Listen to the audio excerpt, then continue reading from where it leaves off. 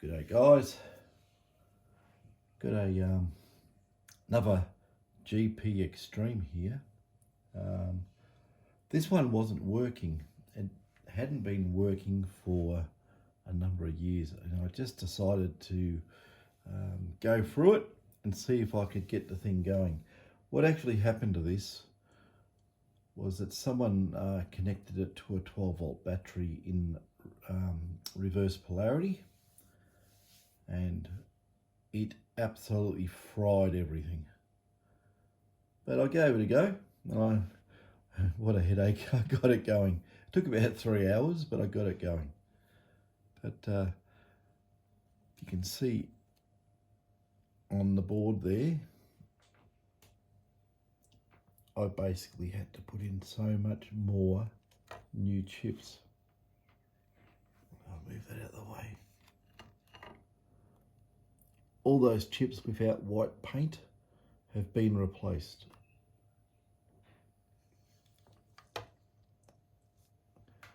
And even on that top board there, replaced a few chips as well. Now, usually for me, these detectors are very, very straightforward. When they fail, I just sort of been doing it for so long, I just intuitively know what to go for and what to repair. But this one, what I actually did, it was a bit of a brain strain. I had so much wrong with it. I'll show you here what I actually did. I just made a plan, well, a bit of a drawing actually, of the test points on both boards. And to make it easy, I just basically scribbled the waveforms, and you know, especially on the integrators, I had to write down, you know, basically what voltages were to be expected, the waveform patterns. And I've been doing GPX detectors, and this going back and doing extremes is a bit of a time warp. But yeah, that's basically how I did it. I could zoom out, make it a little bit easier. Yeah, so just in case anyone wanted references, you can freeze frame this and compare your own detector.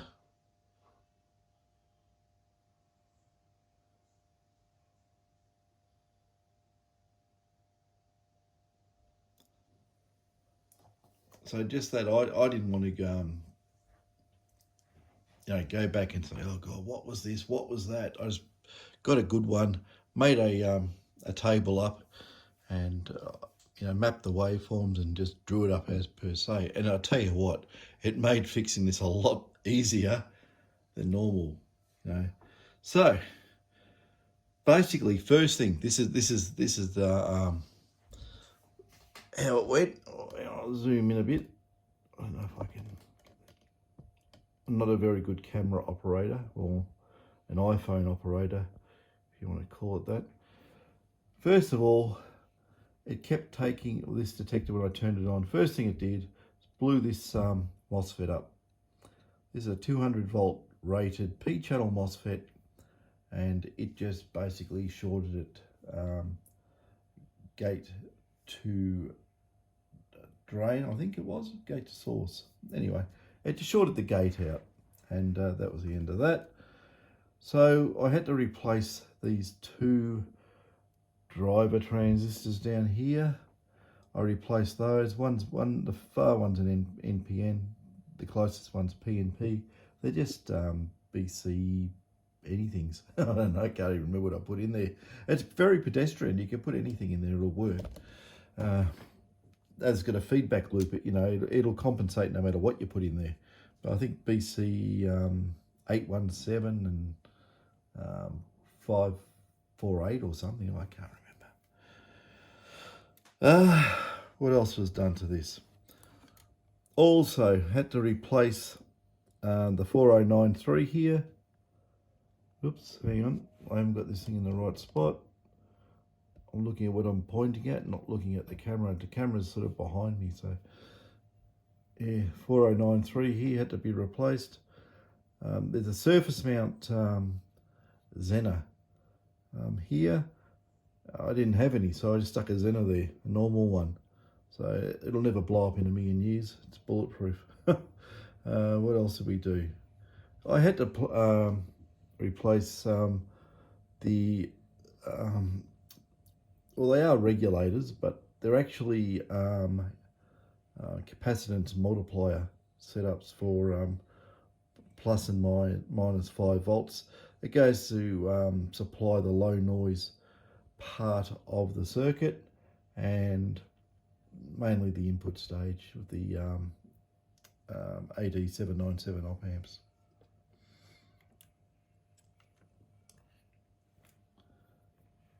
Yeah, so there's been a lot of parts.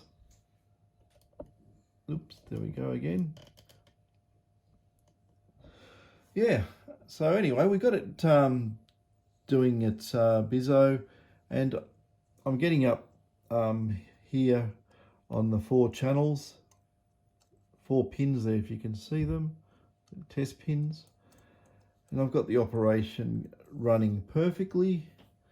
And I noticed on these 2 test pins here, one's connected into the analog to digital converter, the other one's is a 4053, 4051, and they switch on and off the outputs from the 4 channels, basically multiplexing.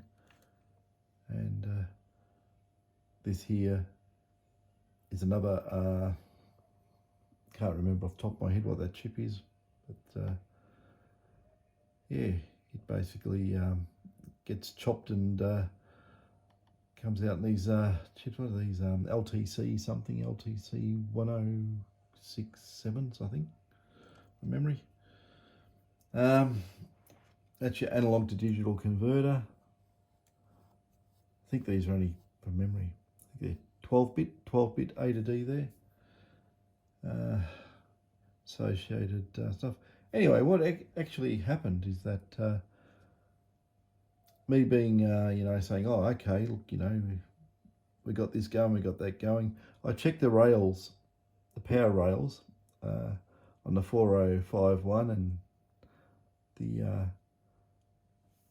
4053 there, and yeah, I had plus and minus 5 volts. I thought, oh, all good, but I was getting no outputs. So without checking other things I should have, I'd already replaced them. And anyway, to no avail. And then I've gone and said, look, it's a crystal running, it's like nothing switching. So I've gone and lifted the crystal and I put another one on, made no difference, put the original one back. And then I started looking at the output from the A to D and had no output. I said, what's going on here? No, I've got plus and minus 5 volt rails. And the detector's there making a constant tone. I couldn't change it except with threshold and volume. And I don't know what's going on. Next minute I'm checking the microprocessor, which is that one. Checking the microprocessor, no outputs. What's going on here? I said, this is very strange. You've got rails to the board, and I know this chip has 3 or 4 positive rail connections to it. I said, oh, they couldn't have all gone down. And I measured the rail inputs. There's no volts. Like, what? So there's no voltage. I don't know why. But I ran a jumper wire here. I've got to go down again now, don't I? There we go. I ran a jumper wire from 5 volts in all the way up to one of these capacitors here, which is on the rail to the processor. And lo and behold, it all jumped to life. So that was a bit of a curly one, actually. just, you take things for granted. You measure the voltage and you say, oh, look, I've got voltage on the board. Why wouldn't it be going to the processor? It goes to everything else, but for some reason there's a broken track in it somewhere. I've got to locate that, or else I'll make a nice neat job of putting a jump wire in there. It's probably, I've checked these ribbon connectors here. These things are notorious for failing, so always get a multimeter and beep them out, board to board, so make sure you got continuity.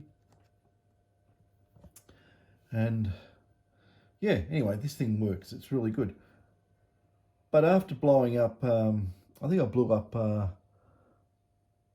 three of these until I worked out that the driver circuit wasn't driving these properly.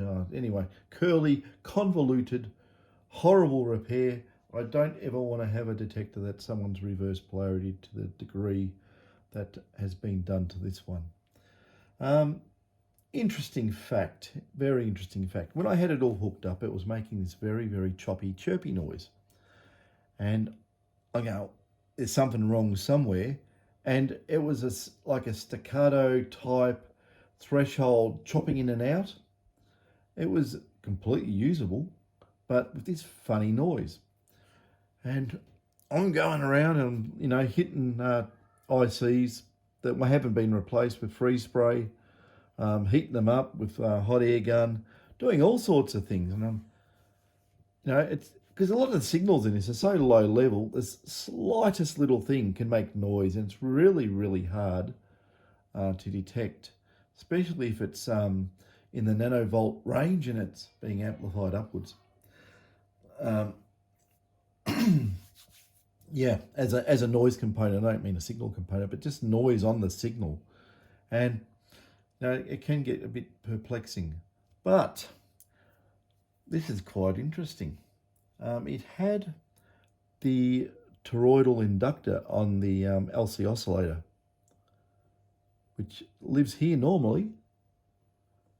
I don't know where I flicked it to. I flicked it in disgust, because the inductor itself wasn't a toroidal shielded type of inductor, nor was it a shielded inductor.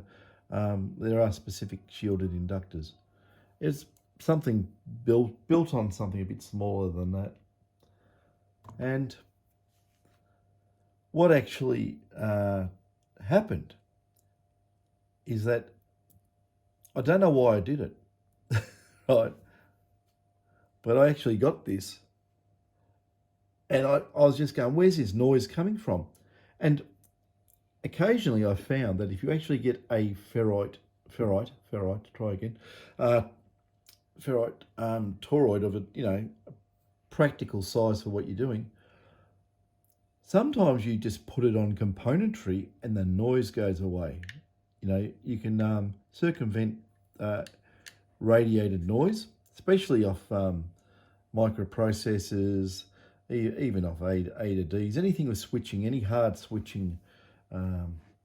So I actually got this and I dropped it near the oscillator stage.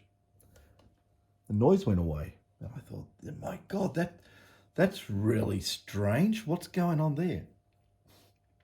So I put an original toroid, it's 10 microhenries is the value, and the noise went away, but I did notice there's a little bit of chirp still, right? This is probably in every GP detector made.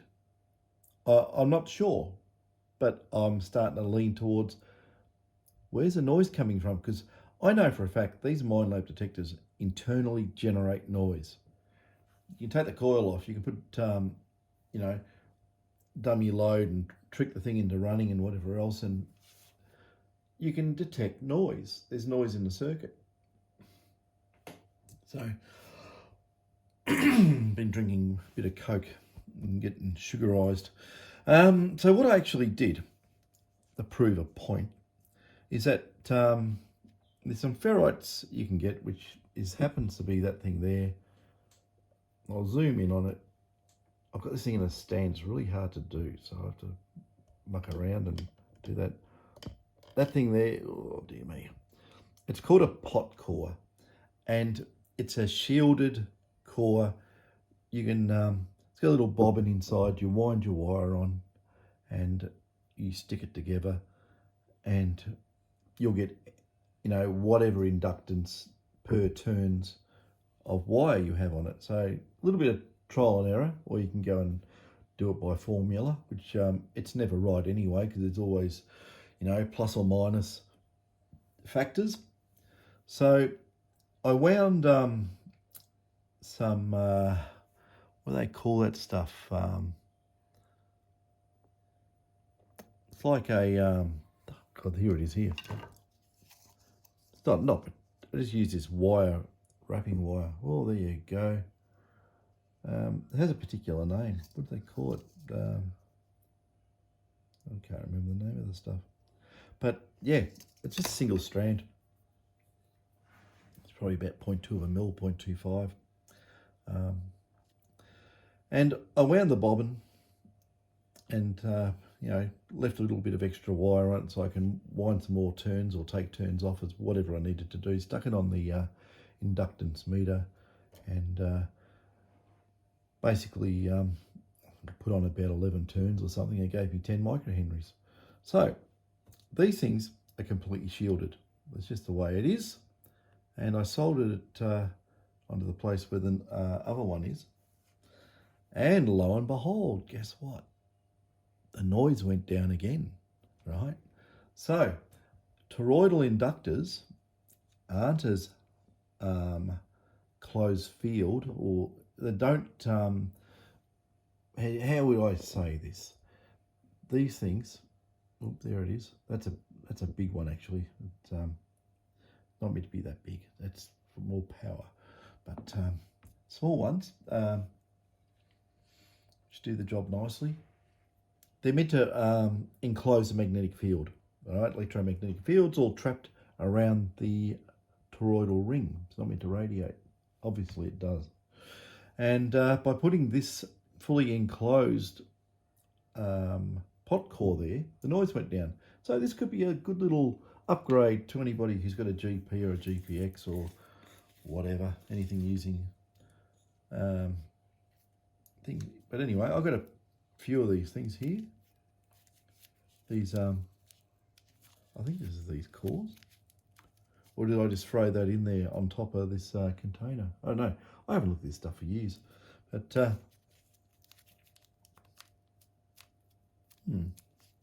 I think this is a, oops, there it goes. Just dropped the ferrite.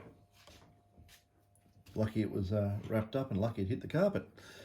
They're very brittle. That's what I'm getting at. If it dropped it on, if you drop the ferrite core onto concrete, that'd probably be the end of that. It would chip, break. But anyway, oops, I'll do this here. We'll see what we've got. Oh no, it is a pot core. Okay, so it is a full container of pot cores. Okay, they've wrapped that around there. So I'll give you a look at a pot core.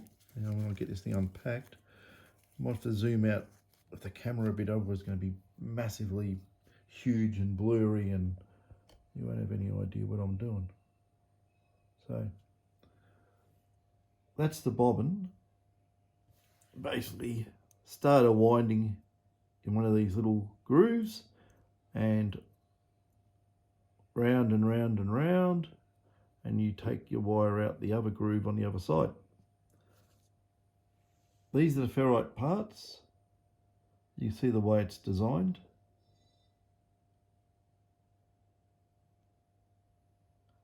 These actually got a part number on it.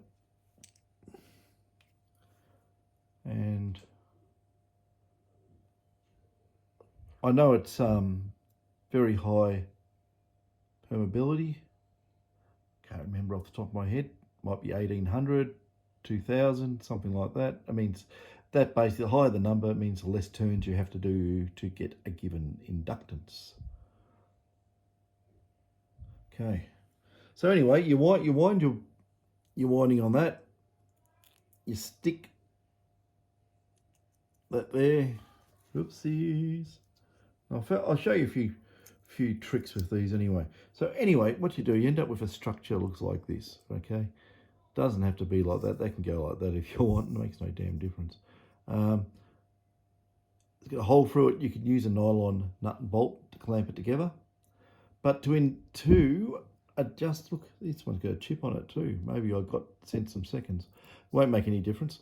But with inductors, well, these ferrite inductors, if you open them like this or put a spacer in there, it lowers the inductance. And actually, that would lower the inductance massively to about 0. But, you know, just thousands of an inch type spacing, you can trim the inductance. It also increases the DC handling capability of inductors if you, you know, want to use it for anything with DC on it. It does, all these ferrites, they need what they call a reset mechanism. So AC, it is basically going in the positive direction, then negative, so it's a reset, plus to minus, you know, as it crosses over and goes to the next voltage, we call it the reverse phase. It resets the alignment of the crystalline structure, how these things are made. Very interesting devices, actually. Anyway, that's one. So I've got one in here, and anyway, I'll give you an idea. This is just basically standard how it would come out the factory. There's nothing fantastic about it, it's just repaired. But we'll turn on my little amplifier over here.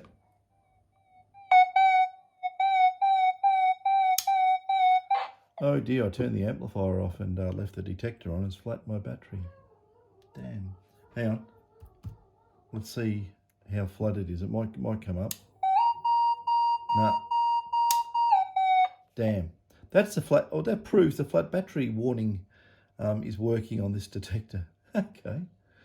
Damn. I was going to show you by using this pot core here and doing some tests with my 0.05 little speck of gold there. The depth was absolutely amazing. When I was getting it on top of the stem before, I was absolutely gobsmacked how far it was detecting. It's in cancel mode, by the way, but the detection depth, just as it was really outstanding. So, and the only thing I changed to get that was this, well, where that normal inductor sits, I changed it to a pot core. So yeah, get a pot core. That pot core size, by the way, is totally over the top. That's massive compared to what it's meant to do. Like that thing there's, you know, probably rated for a couple of amps or something. These circuits, you only got, you know, probably 20 milliamps running through it, if. So, yeah, I'll put this, yeah. Just going to see if it had the data on these cores. But I don't know if there's, it says Melexis, sorry. Is that quantity? I don't know. I don't think normal shipping would be an aluminium container for these. Maybe they, no. On here, 1P device, So these have been repacked into an aluminium container. I think these came from Latvia or the Ukraine or Russia, but I've had these for years, so I never really bothered using them. Yeah, okay, so that tells me I've got to recharge my battery. I've only got one lithium battery at the moment for the GP series. yeah, I wanted to show the depth on it. It was quite outstanding, and yeah, the whole detector was very, very quiet. It was very, very quiet indeed. So it's a positive thing there. Yeah, you can probably well, it's an old GPX board, and if I remember rightly, I think from memory, I'll show you some inductors. Okay, I need something pointy. Yeah, this is a GPX board that someone had to go at stripping down, and I don't think it's ever going to work again. But anyway, okay, I'm going to look on the board when I'm poking. But anyway, you can see that's a crystal, right? And whoops, where are we? There we go. That there is an inductor. And there is another inductor somewhere on this. There it is there. Now you can get shielded inductors. They're basically encased in a ferrite material, and it is meant to stop the inductor leaking electromagnetic radiation or magnetic, or it can't, how can it stop a magnetic field? It's just ferrite. But it basically tries to enclose all that energy in to itself, so it doesn't go anywhere. The proper way to do it actually is do it with a pot core, but they do work quite okay. I've used them before, but you know, what I would say, if you want less stray radiation from anything that's running an LC oscillator or anything like that, well, you know, L inductor, C capacitor, capacitors under the board connected to it, which is there, if you can see that, and those two there set up a time constant, which basically is it oscillates with a electronic circuit. It's got a little feedback setup, and yeah, whatever the capacitor is and whatever the inductor is, it'll oscillate at a given frequency. But you really want something small. The smaller it is and the low profile it is, the more low profile, the less radiation you're going to get from it. But pot cores work fine. Anyway, damn the battery being flat. That means I have to charge it. But any of you fellows experimenting with these old detectors, you know, I'll give you some other pointers on these too. If they've been out in the field for many, many, many years and used all the time, these capacitors, these ones in particular, right, not so much the ones here, but I do the whole lot. I think they're 5,600 microfarads at 10 volts. And anyway, what happens, they dry out, and they can also make your detector go noisy. You look at the switching waveform on these transistors here, put on the oscilloscope and adjust it, so basically AC couple it, have a look at the switching waveforms, and if the tops and bottoms of the switching waveforms, well, bottoms on these because they're switching a negative voltage, if they're all furry, they're not nice straight horizontal lines, usually it indicates that these capacitors are starting to dry out. So change them. Got to be very careful too changing these, because there's tracks on the bottom and there's tracks on the top of the board, and if you don't get the top hot enough or through the through plating, you'll rip the damn through plate out, and you'll also disconnect it, the top and bottom of the board. You can't solder the top board once you rip the through plate out and the capacitor is in position. How are you going to solder it? You can't solder through the capacitor.